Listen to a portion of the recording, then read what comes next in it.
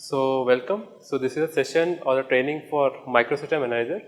So it's a company name from Polytech. It's called Polytech Microsystem Analyzer, and it's called Polytech MSA 500.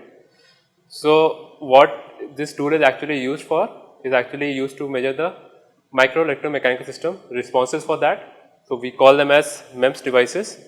So we can measure the response coming from them. So what all things we can actually measure from this equipment as a whole from MSA 500 is something that I have listed here. So first off is we can measure two kinds of vibrations that are there in MEMS structures. So one of them that we call as so if I take a vibrations that are, so they are called out of plane vibrations. That means the vibrations are happening like this. So there is a principle that is used to calculate vibrations that are out of plane vibrations that are something called as laser Doppler vibrometry. So what does laser Doppler vibrometry does? So it will have a laser source. So that laser source will be actually falling on the sample. So we will have a sample here. So laser will be coming from these tubes falling on the sample, and reflections coming from the sample will be collected back by the lens. And so there are some internal optics that will collect the laser, and it will tell you about the vibrations coming from the sample. Second thing that it can measure, this equipment can measure, is something called in plane vibrations. So in plane, as in I can call as, so these MEMS structures will have vibrations that are happening in X and Y plane. Okay. So in this kind of plane they are happening. So LDV was a principle to measure the out of plane vibrations. So that sample will be vibrating like this. In plane vibrations, we have a similar setup or a different setup, something is called troposcopy, video microscopy.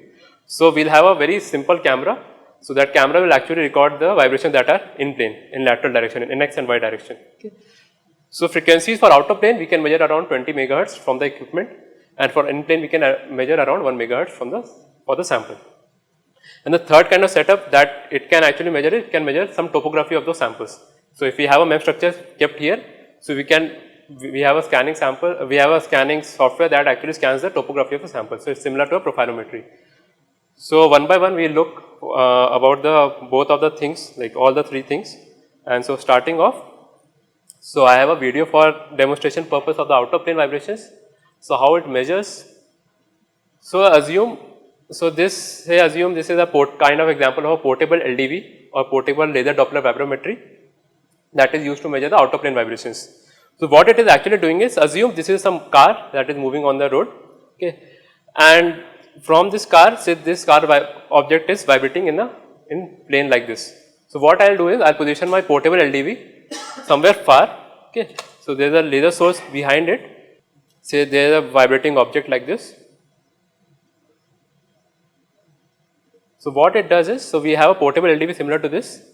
So it is mounted on tripod. So this one is a lab based equipment, and there is a tripod kind level, so that is a portable LDV. You can measure vibrations of the surrounding environment. Say I want to measure the vibration of this table, or I want to measure the vibration level of this table. So how much is floor level vibrations that are there.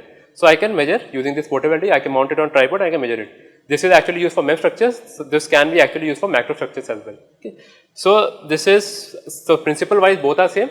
So how internal optics are looking like? So we'll have a laser source here.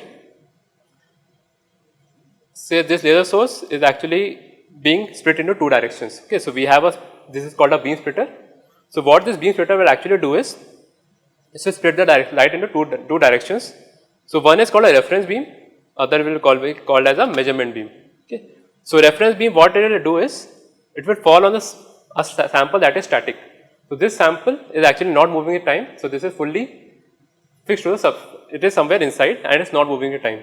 So what it happens, the reference beam that is falling on the sample that is having some fixed intensity, the one that falls and the one reflects back from the reference, it will not have a phase shift or frequency shift we call as. But what will happen to the beam that is falling on the sample? Because of this motion, there will be a frequency shift plus a phase shift. So that is how the LDV principle is actually working on. So we have a Doppler shift. So that Doppler shift is actually telling you about the velocity and displacement of the samples. So as soon as the laser hits this sample, because of this motion, so if this device comes towards the laser source, there will be increase in frequency. If it goes away from the laser source, there will be a decrease in frequency. So there will be two components here, that are frequency shift component plus a phase shift component. So now how to extract the information out of this intensity based system? So what I will have to do is, I will have to interfere with the reference beam. So this is the measurement beam, I have to interfere with the reference beam. So once it interferes, so wherever the device is coming towards my laser source, wherever the device will come towards the laser source, there will be an increased frequency or the constructive interference will happen. Wherever it goes away from the laser source, there will be decreased frequency, that is out of phase. So we will have both the components. So we have constructive interference and we have destructive interference. In that we have two components, that are phase shift and the frequency shift. So if we see a theoretical formula wise, so frequency shifts will actually tell you about how fast the device is actually vibrating. So that is proportional to velocity of my sample, and this phase shift will tell you at a position it is towards positive direction or to the negative direction in terms of displacement wise.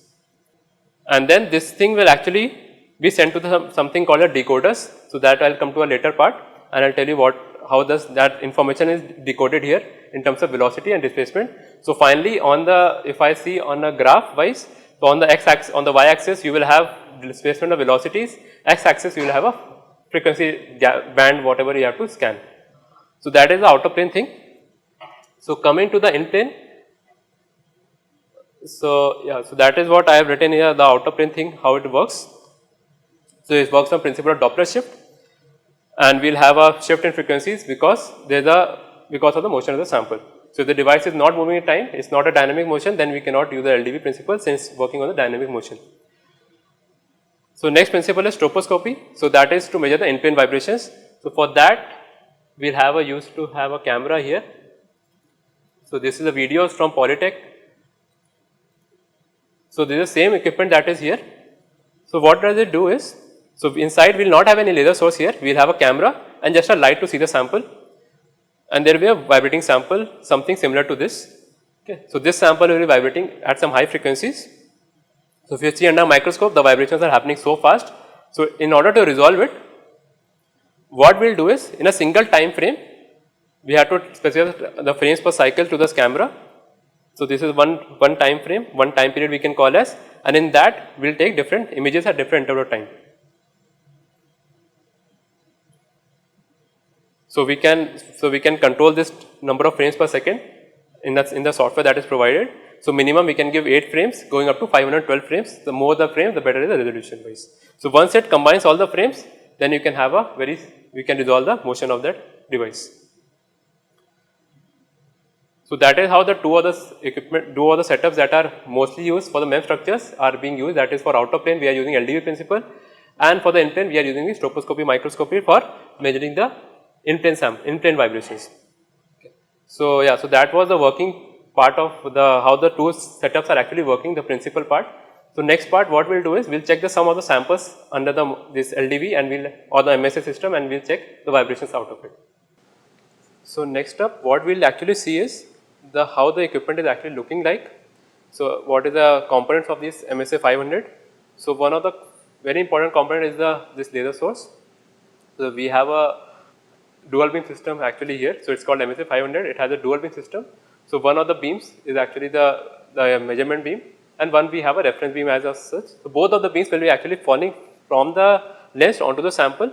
So we will keep the samples under test, and the light will fall on it as well as the LED light there, and the reflections from the sample will be collected back in the lens, and then they will be fed to something called a decoder.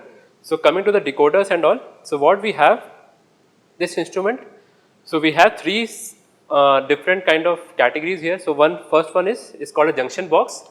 So the first this box kind is called junction box. So what does this junction box do is, we will have some kind of input to the sample. So we will have some signal source, so that will be supplied to sample. So we can apply some around 10 volts to the sample from the internal generator. So if we have to apply more than 10 volts, then we have some amplifiers that we can connect, and we can amplify and give the voltage. And the second component that is here, that is called a database management system. That is a normal CPU of a PC that is controlling all the softwares and everything. The third part, that is the most important part, that is called a vibrometer controller, if you can see here. So to turn it on, we have to turn it on like this, and we have certain kind of decoders. If we have a close look here, we have velocity data in here, we have displacement data in here. So these all decoders will actually decode the information coming from fed to these decoders, and they will actually show it on the screen. So we have different ranges of decoders that are present of displacement and of velocities, and that is how the whole setup is looking like. So how we mount the sample? So if there are electrodes already developed on the sample, then we can directly use these probes and we can connect using these BNC cables coming from the signal, and we can connect to these probes, and these probes, one can be acted as a ground and other can act as signal. So we can even have more than 2 probes if we want. We have the provision for that as well. If we have some 4 probes, we can connect that. So if say some of the sample doesn't have the electrodes built on that. So what we have something called as piezo discs. So these piezo discs, what will do is, for samples that are not having any conducting pads on top of this. So what we'll do is, we'll place a sample with a double side tape over here. So what it will do is, it will try to make it this base vibrate, and as the base is vibrating, the vibration will be transferred to the sample as well. So sample will also start to vibrate. Okay. So to mount this, so we have this kind of disc that we have, and we can just block the vacuum for 6-inch wafer, and we can just place this thing in the center of that. And once this is in the center, so we can quickly turn on the vacuum for this. So only for 6-inch wafer we can use the vacuum. If you don't have any vacuum setup, or if your sample is very small, you can either use some glass slides, but never stick some double side tape on the stage, otherwise it will just go bad. So it will be like recorded as a penalty point for the users. So next step is, we need to focus the sample. So focusing the sample, we have knobs here as well on the sides, we can see. So there is coarse knob and there is one small knob, and X and Y here. So we can move this scanner head, we call the scan head, and we can move it in different direction, X, Y, and Z is on this side as well as on the other side. And to move the stage, we can have these 2 knobs again. So if the sample is not probed, before probing, if we want to move it, we can just move it with these. We have Y knob, we have X knob. So X knob is here and Y knob is on the other side. This is just to make it proper in the center of the MSA. So what we'll do is now once we turn on the vibrometer controller, so that is a power source for the software plus the laser source. As soon as you turn it on, so there will be power supply to the laser as well, and you will able to conduct you will be able to turn on the laser as well. So next up, what I'll do is, I'll just quickly turn on the software. So now we will see how the software part is actually looking like. So once we turn on the software, this is how the screen is. So this is how the sample is actually looking. So initially what we'll have to do is, we have to align this laser to the mouse with the mouse cursor. So how it is useful is, so while scanning, wherever I click the mouse, it should actually follow the same path. There should not be any lag between the mouse and the cursor. So for that, we have something called as 2D alignment. So it's written here, it's called perform 2D alignment, this option. So click on it and delete all the points, and for that purpose only, so we can just, wherever the whole sample, actually we should actually do it for the whole sample. So here we are just putting where the silicon wafer is present. So just here, click it here on the sample, 3-4 points, I'll define it like this. So if your sample is covering for the entire this screen, then you have to define it on each corner as well, and then on this corner, and then somewhere here. So few points on that, and then click it back to perform 2D alignment, and it will be aligned to the mouse cursor. So what will happen next is, we have to go to something called acquisition settings, or we have this written here, acquisition, or we can go to press F5 is a shortcut for that, or we have A/D settings. We'll open that. So go to general, starting on first tab. So that is general tab. So we can do 2 kinds of measurements here. So one is the measurement mode that is having FFT. The FFT is nothing but fast Fourier transformation. This fast Fourier transformation is something that, if we want to see in terms of frequency domain, what is the response or what is displacement velocities, on x axis we will have the frequencies, and the x axis and y axis will be velocities or displacement. Similarly, in time domain, if I want to do, I can do in time domain as well. The x axis will be time and y axis will be the displacement velocity for that. And the next thing, that is the averaging. So averaging is something like, if I want to measure at this point 20 times, say if I want to measure 20 times, This is useful when we are cancelling out the noise if that is there surrounding to the sample. So whatever number I provide here, say 10 or 20, that many number of times it will try to average it and it will try to enhance the signal and compress the noise. So it is enhancing the signal to noise ratio. So let us keep some 15 in between something, or we can give for higher as well. We can give 500, 1000 as well. So this is to just for demo. So that's why I am keeping it 15. Next is channels. So whatever channels that you have selected on the junction box of the MSA. So first channel you are taking the velocity output from the decoder. That's why I selected velocity here. Reference channel we have as of now we have connected voltage, how much we are giving to sample, that's why we have selected voltage. Otherwise, if I have some external source, I can use sound pressure, maybe if I want to give some stress, if I want to give some velocity to the sample, then those all options are also there just to see how much input I am giving to the sample. So as of now I am giving voltage to the sample, so that's why voltage is to the reference channel. So these are channels similar to channel of a oscilloscope. So channel 1 is collecting the velocity output from the decoder, and the first part, the reference, is collecting the voltage that I am giving to the sample.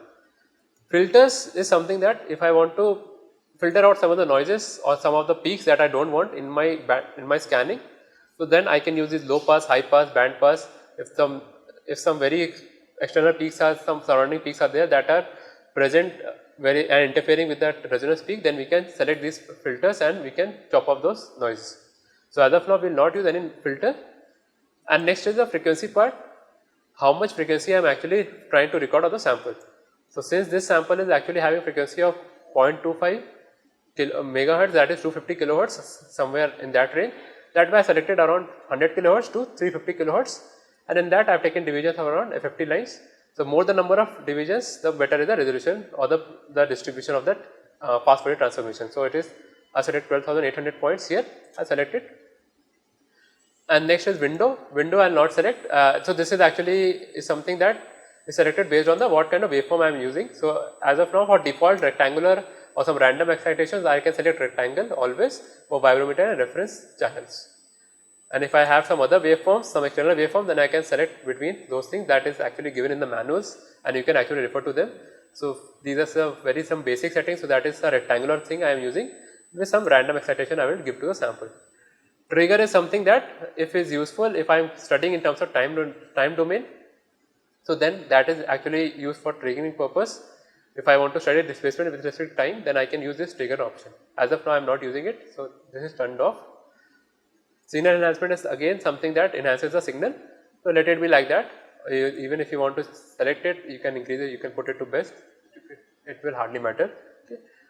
So vibrometer is something that is the next part, that is what decoder I am actually selecting here. So depending on what range I have selected in the frequency domain, I have selected from 100 to 350 kilohertz. So my decoder range should be within that range or greater than or equal to. So since it was 350 kilohertz, I can select anything below 350 kilohertz. So since this is there, so I just select the first one, that is 350 kilohertz, and this goes up to 2.5 megahertz, the maximum decoder that are present here. Okay. So just select 3.5 kilohertz, 350 kilohertz, sorry, and then that is the velocity thing. Last part is the generator part, what kind of waveform I am giving. So this is some sinusoidal I can give some periodic chirp, I can give some square pulse, triangular pulse, some random excitation I can give. So I am just selecting periodic chirp, and then I am giving a voltage of around 200 millivolts to a sample of AC and DC offset of 100 millivolts, that will be able to vibrate the sample. So next is I will keep the laser where I want to measure the sample response, and after that I will just turn on the generator here, turn it on. So as soon as turn it on, either you can measure it single shot or you can either continuously you can measure it, press continuous, and then I can just cascade these windows on top of each other, and then if you see here it is measuring continuously. So continuously measuring the vibration at this point. So if any vibrations I want to measure it here, so those will be vibrations that are coming from the piezo patch. So that's why these might be noise that are present on the piezo side. So if I move it to the fixed end or the free end I say, then there is some resonance peak that will actually appear within that bandwidth. So after that, what we will do is, so now we are getting some peak, but I have to get some analysis out of it if it is actually the resonance peak or not. For that I will define some scan points, and then I'll keep some scan points from here. I'll just delete the initial one and delete, and I draw some figures like this. Try to rotate it.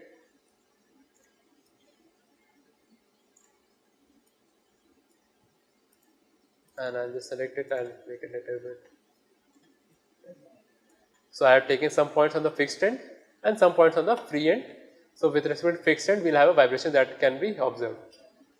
And then we'll just measure it and we'll save it some random file. Say save.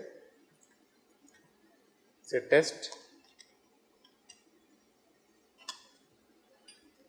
And once we have the scanning, so there will be some pale green color of this written here. So there is an optimal reading that has been recorded. So that is well within that what we have to record it from the sample. So each point is being vibrated at with 200 millivolts and in the bandwidth of 100 kilohertz to 350 kilohertz, and is recording that these waveforms at each point. And finally, what will be constructed is like a 3D kind of a figure out of it once this analysis is actually completed. So depending on the number of points, depending on number of averaging that you are using, the time will be decided. The more the number of averaging and the points, the more time it will take. So just press OK after this, and after that I'll just go to presentation window. So automatically open some. So this is how it is actually opening the window. So this is a sample that I have scanned it. So I'll select from this band to this band, that is my resonance. I'll select it here, close this, automatically select this, and after that go to band data, and this you can see this is the band that is 250 of kilohertz, and then you can see the response of the sample. So this is the cantilever that is actually vibrating at this 250 kilohertz. You are seeing the frequency here, 250 kilohertz, and the velocity. Even you can consider the displacement as well. So you can have the displacement values as well. So this is the displacement of average displacement of whatever it's showing here. So average of all the points from here to here, it is actually showing it from free end to the fixed end. So this is a simple, very basic analysis of how you measure the samples under test. So if you have some more complex structures, you can draw those structures like that, or the analysis part, and you can study at what point the resonance is actually present. Say assume there are a lot of peaks that are present here. You can just see with dragging this all along, and you can see which peak is corresponding to what. So this is a very simple experiment that we are doing it as of now, and we can build it on more on this, and we can analyze the complex structures or the MEMS structures.